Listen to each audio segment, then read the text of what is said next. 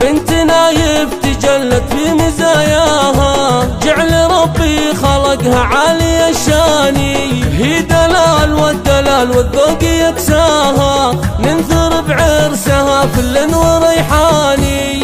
العروس اللي كل الحسن حلاها، الجميلة دلال وما لها ثاني، بنت نايف على الأخلاق رباها، واشهد انه لأهل العز عنواني.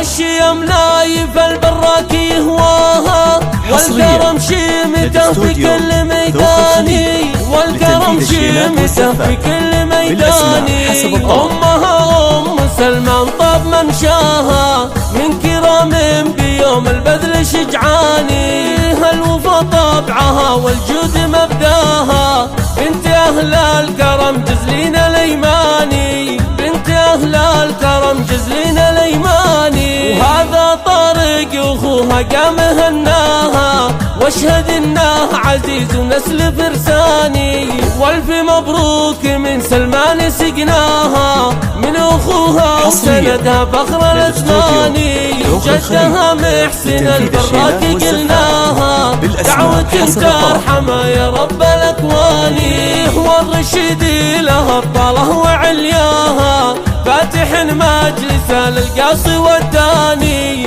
لا ذكرت الرشايد وعطاياها، لابت من كرمهم مثل الأمزاني. بنت نايف تجلت في مزاياها، جعل ربي خلقها عالية الشاني، هي دلال والدلال والذوق يكساها، ننثر بعرسها فل وريحاني. العروس اللي كل الحسن حلاها، الجميلة دلال وما لها ثاني، بنت نايف على الأخلاق رباها، واشهد انه لأهل العز عنواني. الشيم نايف البراك يهواها، والكرم شيمته في كل ميداني، والكرم شيمته في كل ميداني. أمها أم سلمان طاب ممشاها، من كرام بيوم البذل شجعاني، الوفا طبعها والجود مبداها، بنت أهل الكرم جزلين الأيماني، بنت أهل الكرم جزلين الأيماني. وهذا طارق وأخوها قام هناها،